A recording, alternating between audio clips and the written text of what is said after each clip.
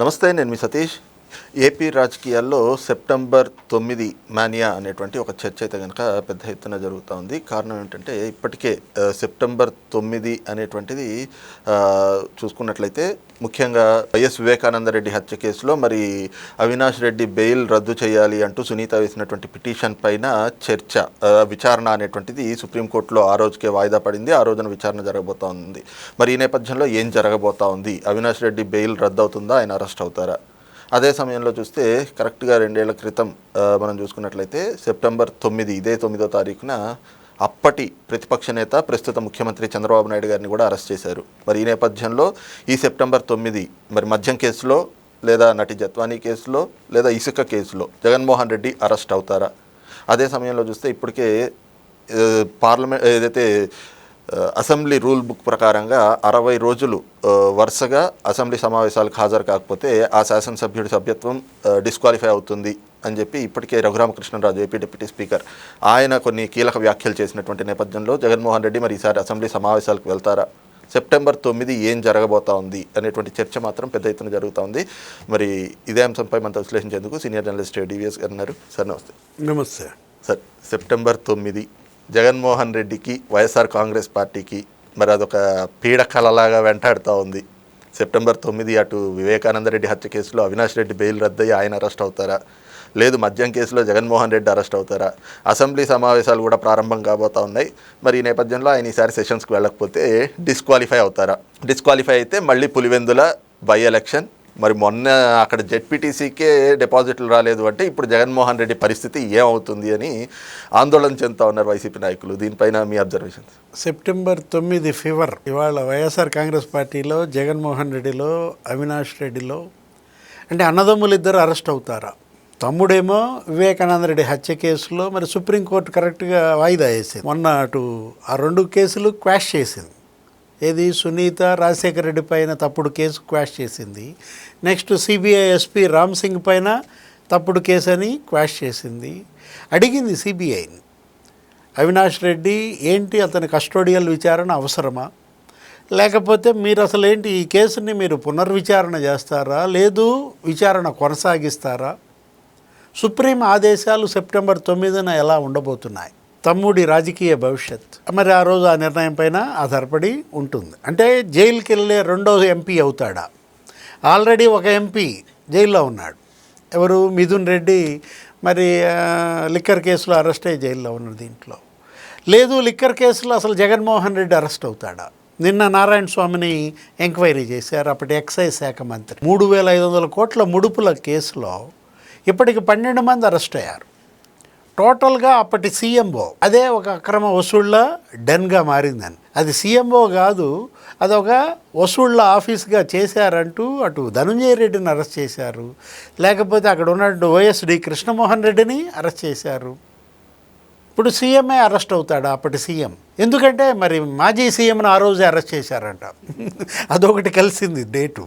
September 9 ఏంటి? చంద్రబాబుని కరెక్ట్గా 2 ఏళ్ల క్రితం 2023 సెప్టెంబర్ 9, అదే 9వ తారీఖు సెప్టెంబర్ నెల వస్తోందంటే వణుకు పుడుతోందంటే చేసిన పాపాల వణుక ఇది.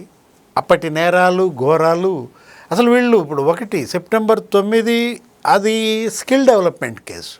చంద్రబాబుని అరెస్ట్ చేసింది అసలు అది కేసు కాదు. అంటే లేని కేసుకు, జరగని అవినీతికి ఒక రాజకీయ కక్షతో ఆయన అరెస్ట్ చేశారు. ఆయన్ని మరి ఒక 53 రోజులు ఏమో జైల్లో పెట్టిన పరిస్థితిలో 3,000 కోట్ల అవినీతి అన్నారు. తర్వాత దాన్ని మార్చి 300 కోట్లు అన్నారు. తర్వాత మార్చి అసలు 30 కోట్లు ఏదో ఎలక్టరల్ బాండ్స్ అన్నారు. చివరికి 3 కోట్లు ఏదో జిఎస్టీ ఎగ్గొట్టిన కేసు, అది కూడా ఏదో థర్డ్ పార్టీ ఆ కంపెనీల మధ్య. దానికి అసలు సంబంధం లేదు. అసలు ఆ స్కిల్ డెవలప్మెంట్ పొందినటువంటి స్టూడెంట్స్ వాళ్ళంతా రోడ్ల మీదకి వచ్చారు. వాళ్ళ పేరెంట్స్, మా అబ్బాయి స్కిల్ డెవలప్మెంట్కి ఎంత డబ్బు అయింది, ఆ డబ్బు మేమే గవర్నమెంట్ కడతాం, మా నాయకుడిని వదిలేయండి అన్నారు అప్పట్లో. అంటే ఇప్పుడు అది గుర్తొస్తుంది జనానికి. ఏది? సెప్టెంబర్ 9, 2023. మరి సెప్టెంబర్ 9, 2025 ముహూర్తమా? జగన్మోహన్ రెడ్డి అరెస్ట్ అవుతాడా? అరెస్ట్ అయితే మరి ఏ కేసుల్లో? లిక్కర్ కేసులు తరుముకొస్తోంది. అసలు పాత కేసులు మరి అయి ఉన్నాయి. ఏది ఆ సిబిఐ 11 ఛార్జ్షీట్లు లేకపోతే ఒక 9 ఈడీ. ఇప్పుడు ఆ కేసుల్లో ఇవాళే కరెక్ట్గా ఏంటి తెలంగాణ హైకోర్టు జగన్ అదేదో వ్యాన్ పికాళ్ళు క్వాష్ పిటిషన్ వేశారు. అదేంటి అది chargesheet 4, CBI 4th chargesheet Vanpic మీద. వాడరేవు, నిజాంపట్నం, ఆ ఇండస్ట్రియల్ కారిడార్ దగ్గర దగ్గర 28,000 ఎకరాలు అప్పుడు రాజశేఖర రెడ్డి సీఎంగా ఉన్నప్పుడు నిమ్మగడ్డ ప్రసాద్ లేకపోతే ఆ రసల్ ఖైమాకి అప్పుడు దారపోసి. దాంట్లో అప్పటి రెవెన్యూ శాఖ మంత్రి అసలు రిజైన్ ఎవరు, ధర్మాన ప్రసాదరావు. లేకపోతే అప్పటి మంత్రి ఎవరైనా మోపిదేవి వెంకటరమణరావు జైలుకి వెళ్ళాడు. శామ్యూల్ రెవెన్యూ సెక్రటరీ, లేకపోతే బ్రహ్మానంద రెడ్డి, వీళ్ళందరూ కూడా మరి అందులో నిందితులు. ఒక 73 మంది ఉంటారు. వాటిల్లో నిందితులుగా A1 జగన్మోహన్ రెడ్డి. ఆ ఛార్జ్షీట్లో వన్ పిక్ని క్వాష్ చేయమంటే ఇవాళ తెలంగాణ హైకోర్టు క్వాష్ పిటిషన్ కొట్టేసింది. తను చేసిన తప్పు దిద్దుకుంది. ఒక 2-3 ఏళ్ల క్రితం క్వాష్కి అనుమతి ఇచ్చినట్టుంది. దానిపైన సిబిఐ సుప్రీంకోర్టుకి వెళ్ళింది. సుప్రీంకోర్టు దాన్ని రీఇన్వెస్టిగేట్ చేయమంది. ప్రతిదీ సుప్రీంకోర్టు గమనిస్తోంది. కింద కోర్టులు తప్పులు చేసినా, పొరపాట్లు దొర్లినా పై కోర్టులు సవరిస్తున్నాయి. జగన్మోహన్ రెడ్డి అవినీతి ఇవాళ ఇప్పుడు చేసే ముందు ఉండాలి కదా ఈ పాప భీతి. ఇప్పుడేదో బేరమంటే నువ్వేమో లక్షల కోట్లు కొల్లగొట్టావు. పాపం జనం మోసపోయి ఒక్క ఛాన్స్ అంటే వాళ్ళు ఏదో అవకాశం ఇచ్చారు. 5 ఏళ్ళు సీఎంగా చేస్తే దానికన్నా 5 రెట్లు అవినీతి ఎక్కువ చేశాడు. అది 1,00,000 కోట్లే, ఇది 5 లక్షల కోట్లు. ఇతనికి ఇప్పుడు ఎంత శిక్ష పడాలి? పాత కేసుల్లో పడ్డ శిక్షకి 5 రెట్లు శిక్ష పడాలా? అప్పుడు 16 నెలలు జైల్లో ఉన్నాడు ఏది ఆ కేసుల్లో. ఇప్పుడు జైలుకి వెళ్తే 11 నెలలు అంటున్నారు. ఆయనకి ఏదో 11 సెంటిమెంట్ అంట, 11 అంటున్నారు. అసలు 11 ఏళ్ల శిక్ష పడుద్దా? 30 రోజులు జైల్లో ఉన్నా అసలు వీళ్ళు అనర్హులు అంటోంది. ఇప్పుడు కొత్త చట్టం మరి బిల్లు పెట్టినట్టున్నారు. ప్రధాని మోడీ ఫైర్ అవుతున్నాడు. ఏంటి ప్రభుత్వ ఉద్యోగులు 48 గంటలు 50 గంటలు జైల్లో ఉంటే వాళ్ళ ఉద్యోగం పోతోంది. మీరేమన్నా పైనుంచి దిగొచ్చారా ఈ సీఎంలు లేకపోతే ఈ మంత్రులు? నేను కూడా ప్రధానమంత్రి కూడా ఇవాళ మరి 30 రోజులు జైల్లో ఉండి ఇంకొక రోజు 31 రోజు అసలు అతను మరి అనర్హుడు అంటున్నారు. ఆ పదవి నుంచి పోవాలంటున్నారు. ఎందుకంటే వాళ్ళు ఎందుకు సీరియస్గా ఉన్నారు? కేజ్రీవాల్ ఏం చేశాడు? జైల్లోకి వెళ్ళి కూడా సీఎంగా రిజైన్ చేయలేదు. అక్కడి నుంచి సంతకాలు పెడతానంటాడు.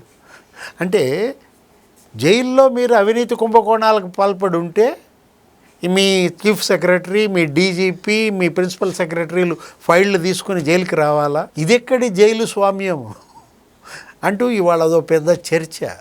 ఇలాంటి పరిస్థితుల్లో న్యాయస్థానాలు ఇవాళ నీతికి నిలబడే పరిస్థితుల్లో ఈ అవినీతి పరుల భరతం ఆలస్యమైన పట్టడం ఖాయం. సార్ అదే సమయంలో ఇక అసెంబ్లీ సమావేశాలు కూడా దానికి మరి ఈయన హాజరవుతారా, అవ్వకపోతే డిస్క్వాలిఫై, మళ్ళీ పులివెందుల బై ఎలక్షన్నే ఎక్కడ రిపీట్ అవుతుందో అని చెప్పి వైసీపీ నేతల్లో ఒక ఆందోళన. అంటే అటు కోర్టుల భయం, ఇటు సిబిఐస్ లేకపోతే ఈడీ, సిట్ వాటి భయం, ఇప్పుడు హైకోర్టు భయం, సుప్రీంకోర్టు భయం, ఇప్పుడు ఈ మధ్యలో ఇక స్పీకర్ల భయం. అయ్యన్న పాత్రను చూస్తే భయం, రఘురామకృష్ణరాజును చూస్తే భయం. అరే భయంతోనే చచ్చిపోయేటట్టున్నారు వీళ్ళు అమ్మకడుపు మాట. ఇప్పుడు ఒకటి, మిమ్మల్ని ప్రజలు గెలిపించారు, ఇది తప్పు. ఏది 11 మంది ఎమ్మెల్యేలను గెలిపిస్తే మీరు సభకి వెళ్ళరా? అది ఎంత పాపం! అది పాపం కాదు, అది నేరం. ఏది ఘోర నేరం అన్నమాట. మీరు ఇవాళ ప్రజాస్వామ్యాన్ని మీరు అపహాస్యం చేస్తున్నారు. ప్రజల ఓటు నిన్ను ఇప్పుడు 40% ఓట్ బ్యాంక్ అంటావు. అదేమంటే 40% ద్రోహం నువ్వు చేస్తోంది అసెంబ్లీకి వెళ్ళకపోవటం ద్వారా. రేపు వెళ్తాడంట, మొన్నేదో మరి మాట్లాడుకుంటున్నట్టున్నారు, అసెంబ్లీకి వెళ్దాం, వెళ్ళకపోతే బాగోదు. ఏది ఇప్పుడు అనర్హత వేటు పడుతుంది, 60 రోజులు కనుక అసెంబ్లీకి గైరు హాజరైతే. అసలు ఇప్పుడు పులివెందుల జడ్పీటీసీ డిపాజిట్లు పోయాయి. ఇలాంటి పరిస్థితుల్లో మళ్ళీ పులివెందుల అసెంబ్లీకి బై ఎలక్షన్ తెచ్చుకుంటాడా? కొరివితో తలగోక్కుంటాడా? ఇప్పుడు ఇవాళ ఏంటి కొరివితో తలగోక్కోవటం అంటే ఇవాళ మళ్ళీ ఎలక్షన్కి వెళ్ళడం. ఇప్పుడు జగన్ అంటే భయం లేదు జనంలో. ఇంతకుముందు అంటే భయం, మళ్ళా వస్తాడేమో, మళ్ళా కేసులు పెట్టిస్తాడేమో, జైళ్ళకు పంపుతాడేమో అనే భయం, మా భూములు కబ్జా చేస్తారేమో, ఇళ్ల స్థలాలు కబ్జా చేస్తారేమో అనే భయం. ఇప్పుడు ఆ భయం పోయింది జగన్ అంటే. ఇప్పుడు జనం అంటే జగన్కి భయం, అసెంబ్లీ అంటే భయం. భయపడే జగన్ను చూస్తున్నాం మొదటిసారి. Thank you. నమస్తే.